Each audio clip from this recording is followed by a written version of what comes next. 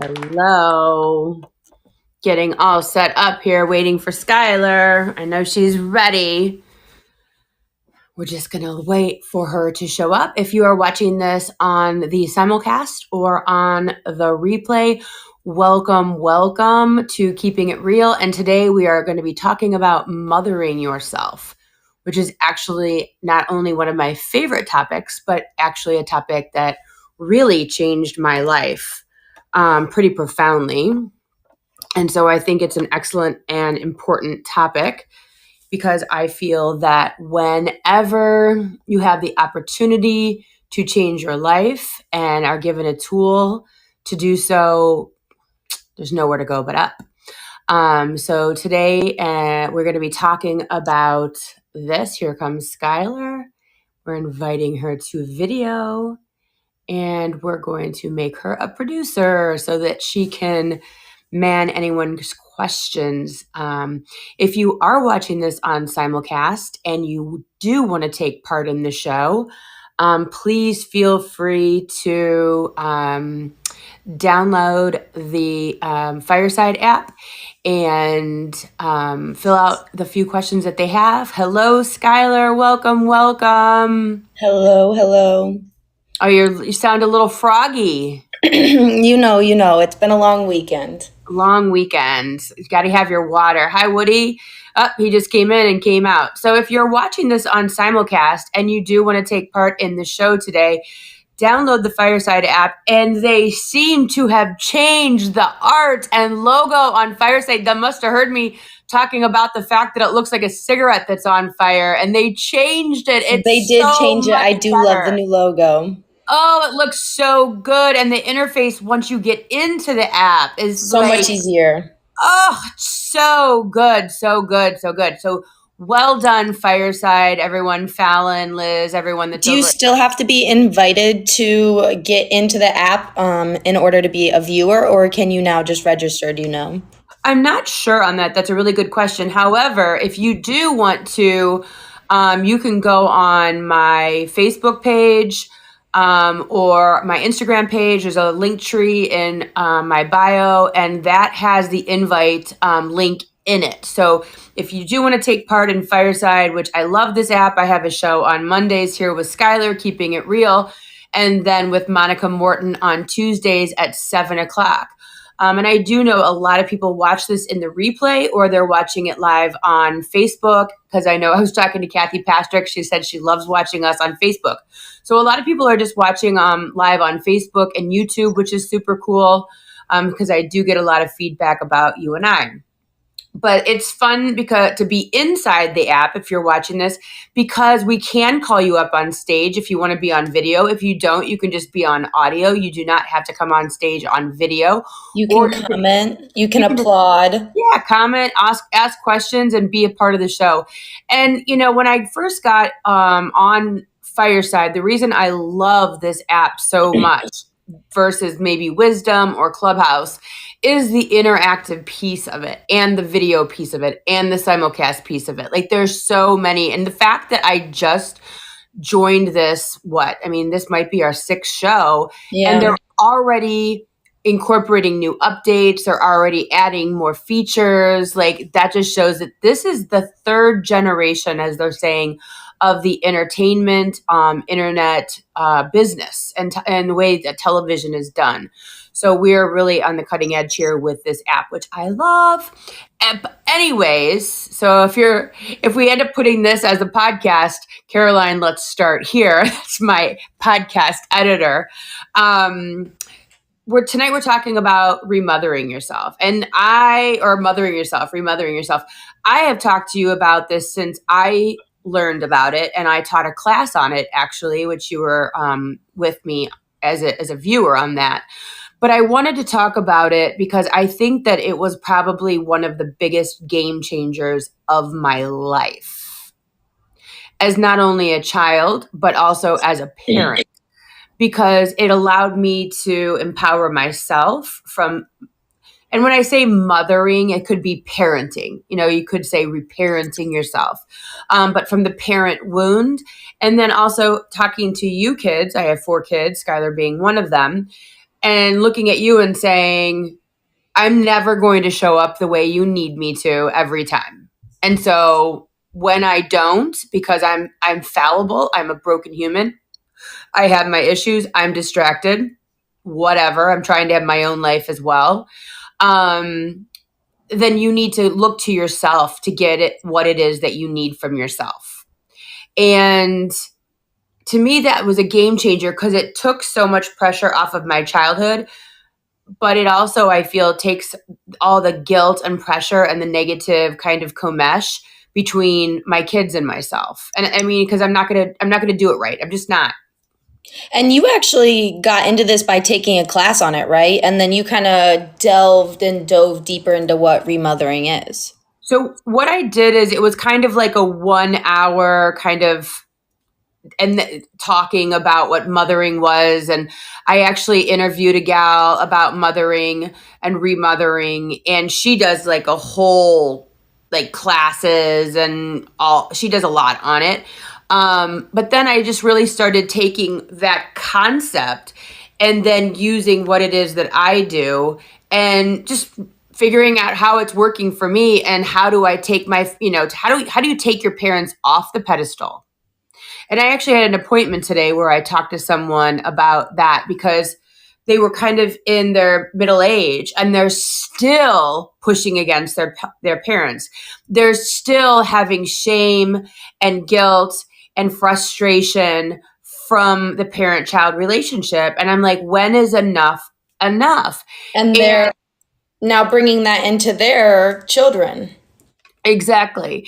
And so, one of the first things that I say, and this is the thing, you could have had the best childhood, the best parents, but you brought home that art project, you brought home your first boyfriend, girlfriend, you brought home news of your new job, and mom was on the phone, dad just got home from a long day at work. Their response, the look on their face, their excitement, their surprise, whatever it was, didn't align with your expectations. It could literally be that minuscule that kind of starts this Shift. frustration, the push against. Yeah, Mhm.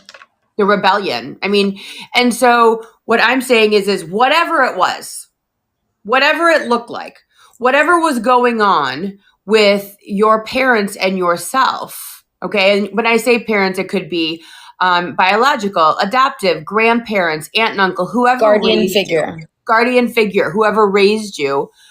Um, the first step, in my opinion, is to take them off the pedestal, the perfection pedestal. I think for me, a big thing for that was, we said it last week, I think as well, is that no one comes out unscathed. Your parent is not perfect, and I think the hardest thing in the entire world, and for me, I feel like as kids we see our teachers on this pedestal, and now I'm over here with teacher friends, and I'm like, this girl literally gets drunk every weekend, like Right. like as a child that was the greatest person in the world, but the reality of them is that we are still all flawed. We're still flawed. We still have a life. We still are, wanting to do what we want to do. I mean, I know for myself, Emerson was just talking to me, that's my 13-year-old, about the fact that she didn't want to go to these hockey tryouts. Because Jim, my husband, is taking her. And I was in the middle of rescheduling 2 appointments and responding to a bunch of messages. I had a full day of appointments today. And she got up and she walked away in a huff because I was on my phone because she was trying to get to me and I was busy inside of my own head and my own space.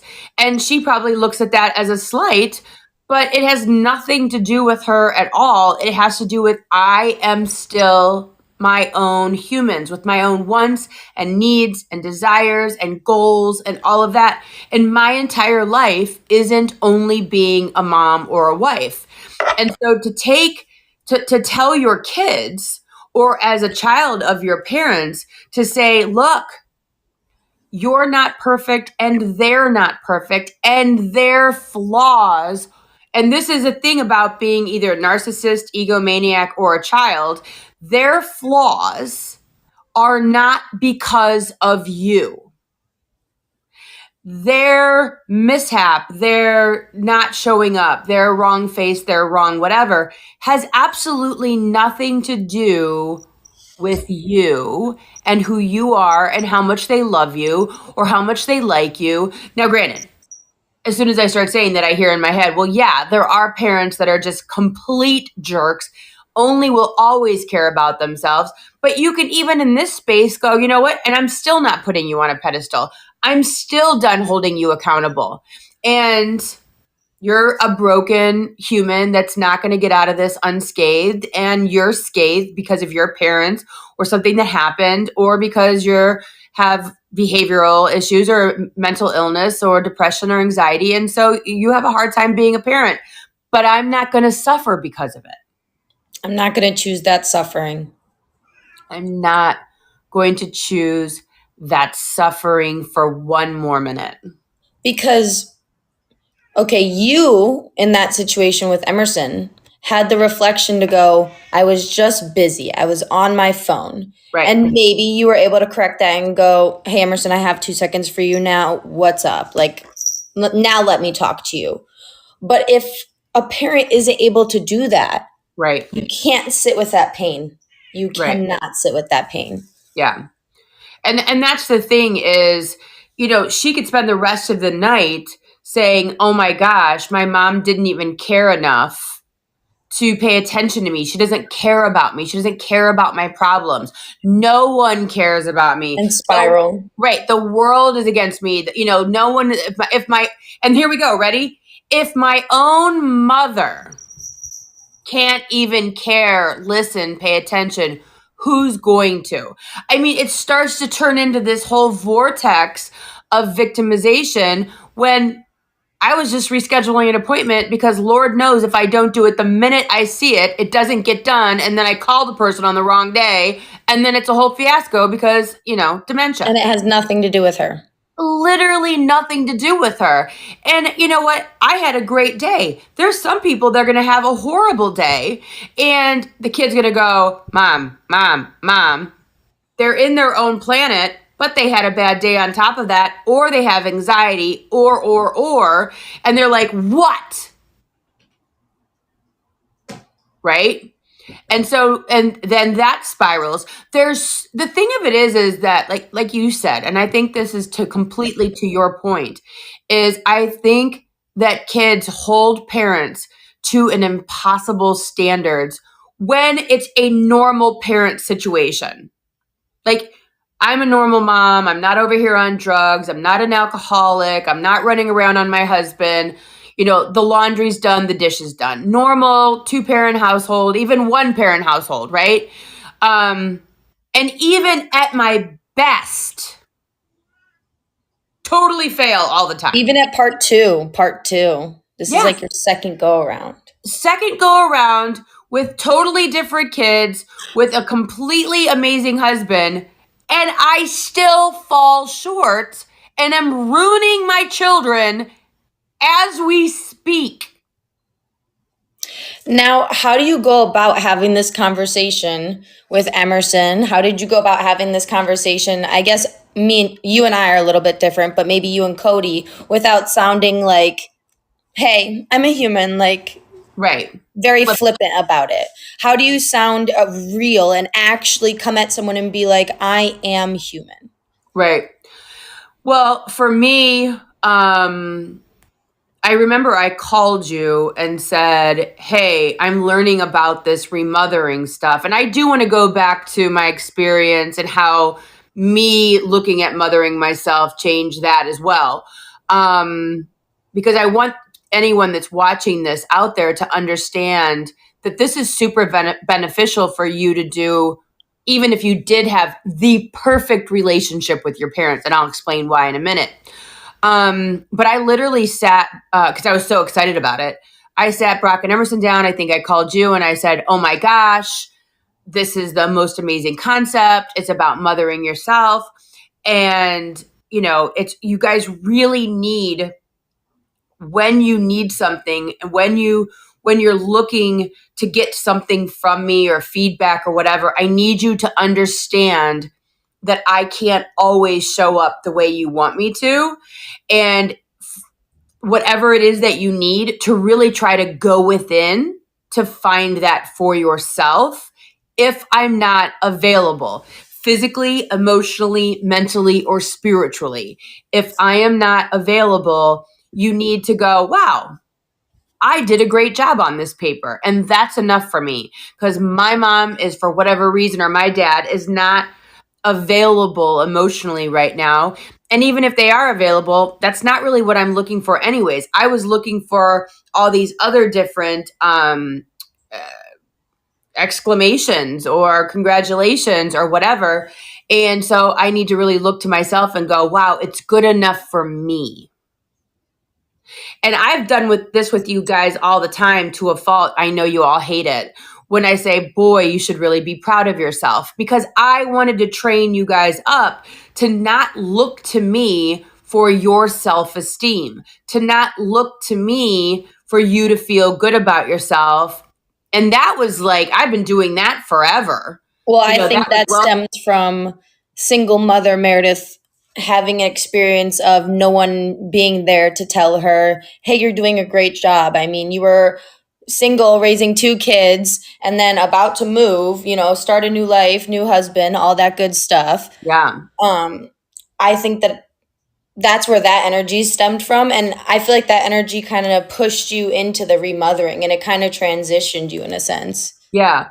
So for myself, and there's been so many different little whispers that have come to me about remothering, but I spent probably 48 years really trying to get the oohs, the ahs, the, acceptance, I mean, I remember when I was telling my mom that I was doing energy medicine and, total body analysis and all that.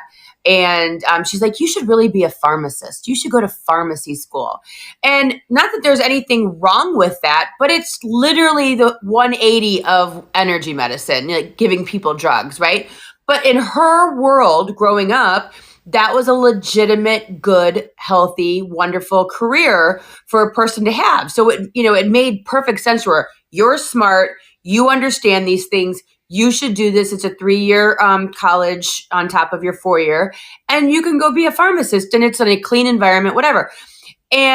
But for me, I was literally such an oddball in my family. I always have been, that it seemed that no matter what I brought forward, it kind of fell funny. It just didn't translate for whatever reason.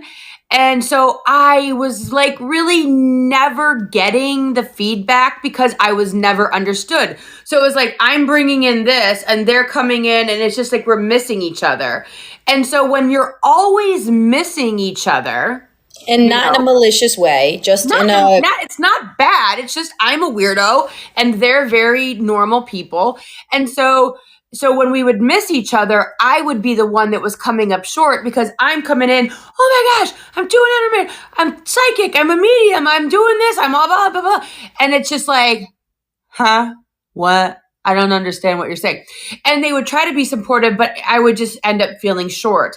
And so when you're in that energy of scratching and clawing and wanting and needing and never getting there, many different things can happen. You can, feel shame. You can feel like bad about yourself. Low self-esteem. You could give up. You could just stop, or you can get very angry and resentful. And so I spent a lot of time feeling ostracized and upset and resentful. And through the mothering of myself, not that there's anything wrong with my dad or my mom, but through getting what I needed from myself to an absolute fault, never, ever again needing anything from my parents as far as support or the verbal recognition or them even getting it at all.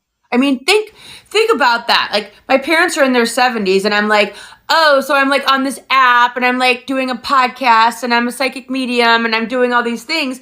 And it's just like, okay. Nope, I don't understand that at all. So, it would make sense that I'm going to keep missing it. I think that my mom probably connected me most when I was in the fashion industry. She understood there's a product, there's fashion shows, you're selling it online. I know people buying the dress. And so that was easy to be supportive of. But when your kids or you as a child are in a livelihood, or you're dating someone, or you're traveling the world, and it's not in line with a completely different generation's idea of success or normalcy, you just might miss each other. You're gonna just, right? And so I decided I'm not going to look to my parents anymore for approval or their opinions or any of it. I'm going to be completely autonomous within all of the things that I'm doing, all of the things that I want to do. And inside of that, I got more emboldened because I wasn't pushing against, I wasn't rebelling, I wasn't looking for approval, I wasn't looking for love, I wasn't looking for anything ever again. And what's so interesting, and I talk to people about this all the time, because I coach people with regard to marriage and all that stuff. When you silo, when you become your own person, and your spouse, your mom, your dad, your whatever becomes their own person, you enter a relationship that you want to be in versus an enmeshed codependent relationship. And when that happens, you show up because you want to, not because you need anything from them. And it is a game changer. And I think that it changed you and I's relationship. I know, sorry, I've got like a fluffy sweater on and it's like totally making my nose itch because of the fluffka. There goes one right now. So I think it totally changed you and I's relationship because I was like, don't need me. Stop needing me. Because I'm never going to be available when you call. I've got appointments all day. I'm never going to respond the way you need me to, or to be excited in the way you need me to. And let's just be friends. I mean, I'm still your mom, but in a different capacity. I think that this also is translated into a lot of your friendships, because in the past I really saw you needing the approval of your medium side. You needing your friends to be accepting, supporting, excited for you. And I Yeah. think that when you went through this remothering and when you did this transition, you could give a shit if they cared, if they Nope. supported, if they watched, if they did anything of that nature. And so I think for you, seeing this not only in your parents, but I see this in every sense of Yeah. yourself. 100%. It was funny too, because I was just where was I? I was just someplace. Oh, I was at a thing yesterday, and there was like 400 women there, and I remember thinking, like, either before I would have been embarrassed of saying I'm a psychic medium and I do spiritual counseling, or I would have been like, oh, I'm going to tell them this and let's see what happens with it. Like, it was almost like a litmus test of people. And now I just don't give a shit at all. Like, now I don't care. And what's interesting too is I also don't look to my husband for approval. I've literally, because of changing out of looking for approval from a mother or parent figure, like you said, it has gone across all of my relationships, which so speaks to last week. It's almost like a villain era, because I'm just saying I am not looking outward in any way, shape, or form. I am not using my mom, my dad, my brother, my sister, my friends, my husband, my kids as my mirror to figure out who the hell I am. I don't need to look to anybody, nor does anyone else. But inside of that, then your friendships become delicious. Your husband becomes delicious because they are just the sprinkles on the cake. And I think it was 2 weeks ago or whenever we were talking about something to do with relationships, and I think you were saying, or maybe it was just you and I, how if you're not going to be single, that person better bring something better than you enjoying your time by yourself. They have to be a benefit to your life. And when you stop running around like a lunatic, looking for everybody to tell you how pretty you are, how smart you are, how awesome you are, how How many whatever the benefits you hell, have. right?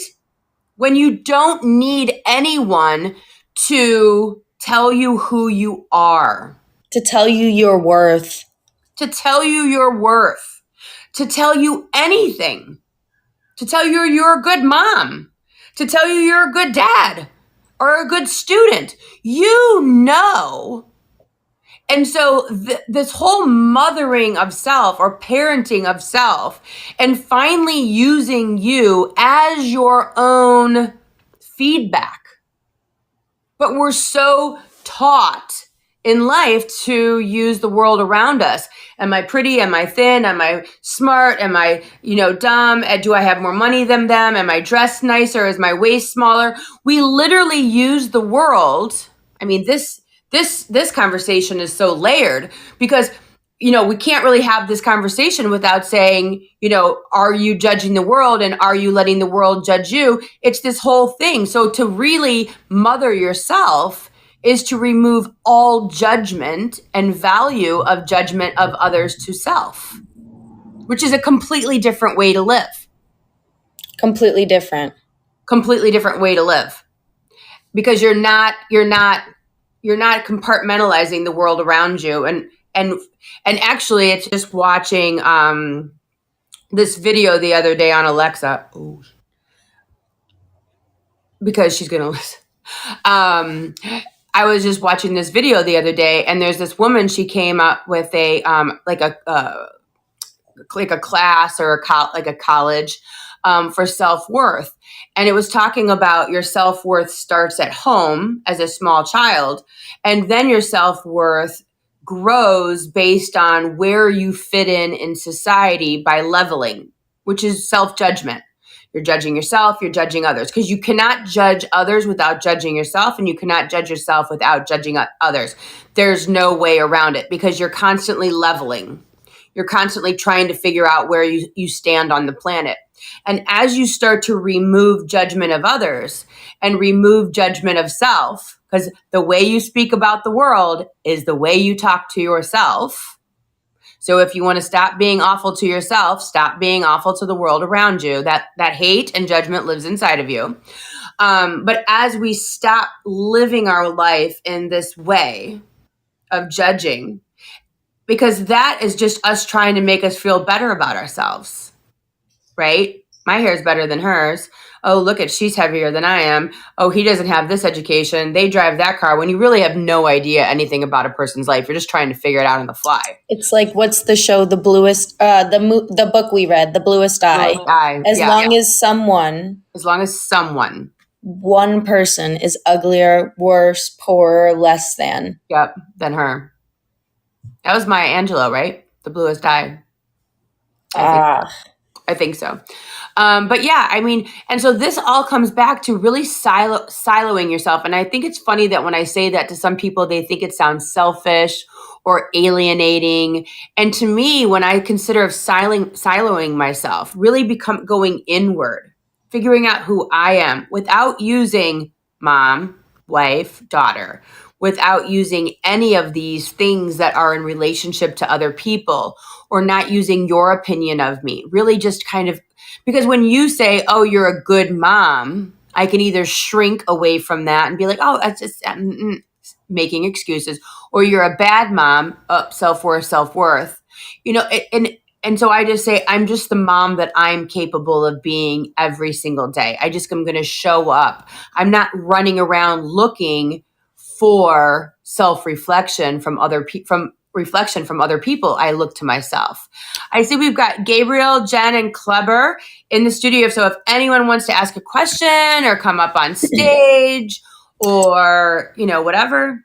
I think something that I wanted to say and share is that when you talk to me and you interact with me, you don't not tell me your accomplishments. You don't not tell me what you're excited about. You just don't get upset with me for my reaction. So that's the difference of the fact that you're not giving up. You're not removing the energy of being excited with me or wanting to tell me. We're just not getting mad if it's not the response of expectance. Yeah, I mean, it's funny too because, um, like when I am doing something and I do share it with you, it's super weird. The whole energy around it, it really removes a lot of heavy ego because I'm not saying, look at what I've done. Tell me how pretty I am. Tell me what a good job I'm doing. I'm literally just sharing from a very base place. I'm not going, feed my ego and tell me how smart I am. And whatever your reaction is going to help me feel better about myself. I'm just exchanging information, which I have seen translate over into social media because I mean, people are just the nicest of the nicest on TikTok. And then, oh, you're so beautiful. Oh, your hair. Oh, your curls. Oh, your makeup. I mean, literally. And it doesn't affect my day, good, bad, or ugly, any more than if someone came on and was like, you're the ugliest person. This is not an ego thing that I do or don't believe them. It's a matter of that doesn't fuel my soul. Now, when someone says, I was going to unalive myself today and your words helped, that I'm like, okay, perfect. Keep going, Meredith. It's more of a keep going, Meredith energy, Mhm. but it's not going to change the direction of my words or my path. I find that within myself, and it's way more empowering. And I use this with even working out and eating right. I used to have my entire physical existence based on my outward appearance and the way people perceived me. Again, going outside of self. Do they think I'm fat or thin? Do they think I have a good body? Am I working out enough? I need to starve myself. I need to whatever because then this person or that person will think I'm attractive.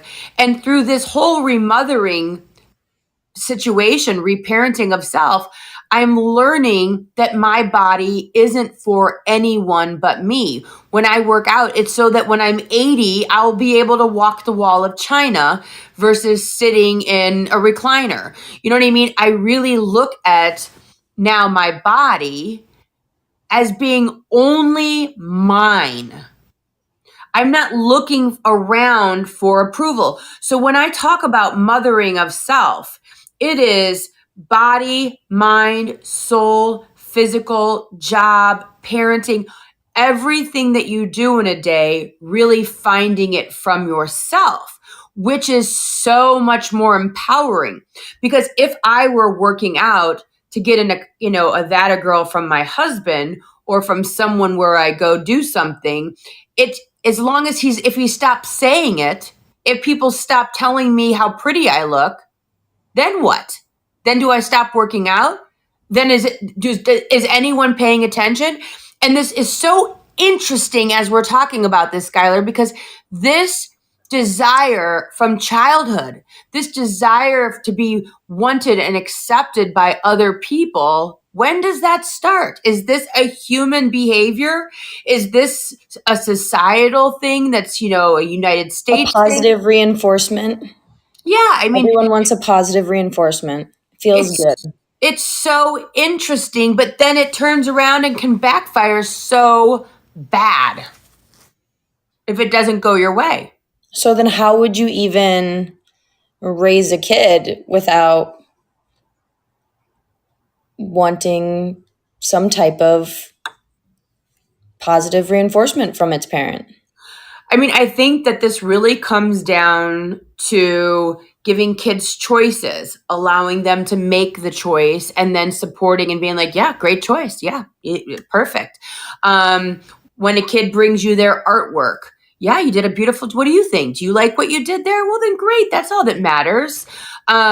Constantly turning that mirror. Which, as you say that, makes me so uncomfortable. Like, if you said that to me, I'd be like, so you don't like it? Right. Isn't that funny? Like that, I was like, that's kind of a rude thing to say to a child. I know, but think about it. But it's not. It totally makes sense because it's building it in themselves. Find it in yourself. It But doesn't seriously, matter what I think about your art. It doesn't matter what I think about your math grade. What matters is what you think about it. And you know what? Some people might say that this is an impossible goal, but I believe that even if you work this into being supportive of your kid, and you know what, being supportive of your child, or being supportive of yourself, is a lot of times it's just showing up and, hey, great game, or hey, how'd you think you played there? I thought it was great. So maybe it's, you did a great job, what'd you think? It's almost in the lesser sense. Um, I remember one time we were walking around in the mall and we saw a family and they're like, I just bought my kid a toy from the Disney store because he was good the whole time at the mall. And you and I were aghast. We were like, who would buy their kid a toy for being good? People do But it in a every sense, that's just a dramatic good job. That's just a right. dramatic pat on the back. So why were we aghast there? When we're like, the kid should just behave. The kid should just want to do that. So why were we aghast there? But in the other hand, shouldn't the kid just want to do good as a baseball game? Right. I mean, and what's so interesting though is maybe a lot of this, because I do see it in sports now that we're talking about it, is the parent is either, you're so awesome, or you were a whopping piece of shit today, Screaming at his head off. and screaming and losing their mind on their kid because they missed a ball or whatever. And I mean, I've watched kids play sports, and the entire time their eyes are watching their parents to see if they're doing a good enough job. I mean, you've been at baseball games with me with the kids, and the kids, the whole time side-eyeing the parent. Am I doing okay? Are you watching me? Am I going to get in trouble? And so, this is the thing. The extreme of not finding self is by way of that. So if you want your kids to be a disaster, who are rebelling and can't find themselves out of a paper bag, make sure and yell at them at sports and at school, and, constantly never Belittle. letting them find their own autonomy in anything that they do. What's interesting is, it's a spectrum, like everything in life. There's a spectrum of never telling your kid anything but, what do you think? How do you think you did on the field? How do you think you did at pitching? All your opinion matters, to not allowing the kid to have any autonomy, and everything that child does is a direct reflection of you. And so I'm sure somewhere in the middle, there's the sweet spot of, you did a beautiful job today. How do you think you did? Where you're supportive, and then slowly probably pulling back a little by little. But, for the people that are watching right now who are children of parents, I think that, the first step is to take your parents off the pedestal, recognize that they are scathed by way of their childhood, their experience, whatever, and that, they're human. Mm-hmm. They're just, they have rough days, they're confused, they have bad relationships, they're fighting, they have financial problems, and it goes back, well, I didn't ask to be born. Well, yeah, but once you were here already, that's, the problems still kept coming, and I think that when we look at parents that are trying to do a good job, um, parents that are showing up every day and still falling short, the proof is in the pudding that parenting, no matter how good, bad, or ugly, is still going to fall short of perfect, and that we have to parent ourselves when we can't find it from the world around us. And then we just get so used to it that we look to self for everything that we need, which I think is great personally. 100%. So, 100%. how has this affected you since I told you to leave me all alone? um, I mean, in the same senses, that I stopped looking at my friends for the support of who I am. I stopped caring what other people think. I think it's really funny. My apartment is the craziest apartment ever. There's like polka dots on the wall and cow print and everything. And when people walk into our space, I don't say anything. Like, I don't care. It's like, it's just my apartment. But Kleber's like, don't you guys love our space. Right? It's beautiful. And he'll like go into a whole art exhibit. And I'm like, that's not what it's like. I love that people love the space. Don't get me wrong. That's Yeah. cool. But the You space don't is need for it. me. Yeah. So in that sense, I feel like I just have put more on what I like, what makes me feel good.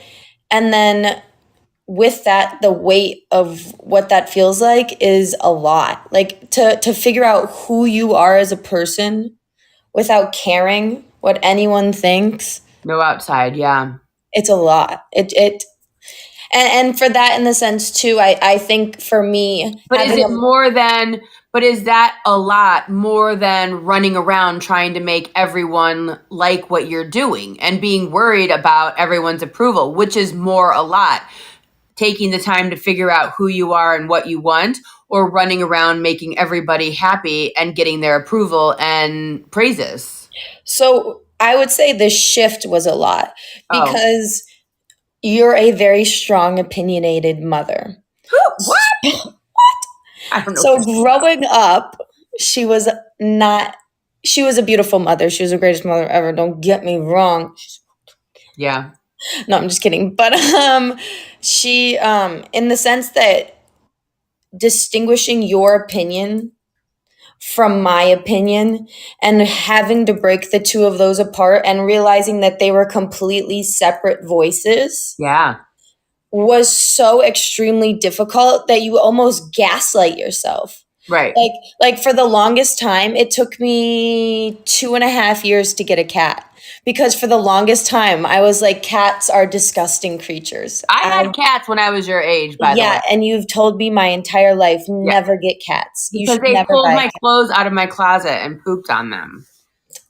Never cut your hair, Skylar. Long, beautiful hair. So it's almost like the gaslighting in your. These are not attacks on Meredith. These are just Right. examples. No, that's fine. So it's the gaslighting yourself of being like, no, she's right. Like the long hair looks great. Cats are awful. And then finally like breaking that and being like, where did my voice come from? Where did these Right. opinions, where did this playing energy come from? And I think that that is where the empowerment comes from because it's intimidating, but once you get there, And I think that this usually happens with people in their 30s, 29, 30, 31. It takes like 10 years to lose the mom voice. You know, you're just probably doing it at 23 years old, 22 years old, because of the fact that, you know, you live far away from me. You went through 4 years of college away from me. So you were given that space to, you know, start to find yourself and start to hear your own voice. And me being a mom who's doing the work also learned to shut my voice down so that yours could get louder. Right. And so, how do you think that I mean, when you're talking about that, it's like it's almost catapulting you into like age 27 as far as maturity and knowing who you are, because of the fact that you didn't have to spend 10 years finding yourself, because you're like, okay, I'm just going to start figuring out what my opinion is on cats and tattoos and drinking. But I mean, think about people that are raised in extremely religious households, where it's, you know, you can't have sex till you're married. If you do, you're going to I hell. You're a mean, bad let's look person. at my roommate, for example, and delve into that. I met him when he was closeted, had not come out to his family yet, very religious background. And then coming from that experience and seeing him change out of that, he always, and I wish he was on so I could pull him up on stage, but he's always like, it was so jarring to Yeah. watch you literally say the words, I don't give a fuck. Like to hear those words come out of your mouth was jarring. Yeah. And so I think that um friends, people from religious backgrounds, even just watching this sense of turning the mirror onto yourself, as you would say, Yeah. shining the light onto yourself and going, what do you want? What do I think? Yeah. What do And I it is want? hard. It was harder for him than more so it was for me. It was more emotional, more trauma, more therapy, but Well, you know, I also, I remember being like, you know, 18, 17 years old and you leave your parents' house and you kind of become an extension of your family. You want to decorate like them, you dress like them, you do your makeup like them, you kind of drive the car that they drive. You want to have family reunions or dinners or breakfast, even the way you cook. There's so much extension from family, so often, or complete rebellion. And so when it's not bad, I wonder if it's harder to break away from it, because it's like, well, it's not, my mom's not doing it wrong. I just don't know what my way of doing those things are. And so it's interesting that sometimes maybe coming from a good household or an easier household can be more difficult to find your own voice, because, it does kind of morph. It morphs from just beige to gray instead of black to white, or white to black, or pink, and so inside of that, it takes sometimes 10 years to figure out who the hell you are, even away from your high school. I mean, I remember even like doing things on Facebook and being like, oh my gosh, what's everyone going to think about this? And I know that sounds stupid, but it's hard to make a way for yourself when you're not really sure where you're coming from or where you're going, and you want people's approval. So to turn and mother self and parent yourself and be your own person, I think is a huge catalyst to change and growth. Huge. I think it's literally the best, fastest way that you're going to figure out who you are, where you're going, and keep those blinders on so that and find yourself faster, and then you're going to find where you're headed in this lifetime. 100%, 100%. I think it was a lot easier as well that both you and I got to remother ourselves away from the secular where we grew up. Yeah. I think that kind of helped us a little bit more than someone who would have to stay in the home. Well, and not just that, even in the same city, even I would not be the person that I am today if I lived where I grew up, because there would be the definition of who Meredith is and what she looks like and what she's like and what we expect from her. And to break out of that mold, as far as my family, friends, and the community, to truly break away from that mold with the constant judgment or scrutiny or under the eye of all of those different groups of people, I think is much more difficult. With every move that our family has made, I've grown and grown and grown. I'm, way different of a person than I was even in Florida, which was only 4 years ago. I mean, 100%. I feel that I'm a completely different person than I was 4 years ago. And then when Jim and I got married in 2007, I mean, I had only been on a plane a couple of times. What? And so as we move away from people that have expectations of us, our mothers, our parents, we are able to break the mold and figure out why we're here on this planet. Which I love this conversation. I love talking about this because I think it's the most empowering thing that you can do as a person, is turn the mirror back on yourself and figure out where you're headed. I think, bar none, it's the fastest way to progress, without a doubt. And I believe it starts with cutting that cord, that enmeshed codependent cord with your parents, and to an extent with your children, and helping them to parent themselves from, a young age, not 2, 5, but maybe as while still steering them. Yeah, while still steering them and letting them feel supportive and safe, but also letting them find their own voice. I think this is a profoundly important topic of conversation. I 100% agree. I think that there's nothing else. I feel every week our conversation kind of stems a little bit deeper and deeper and relates back to one another, because if you can't find your own voice, then how are you going to speak up to not be nice? Right. To not stick up for yourself, to find your villain era. Like, how does it all relate? Yep.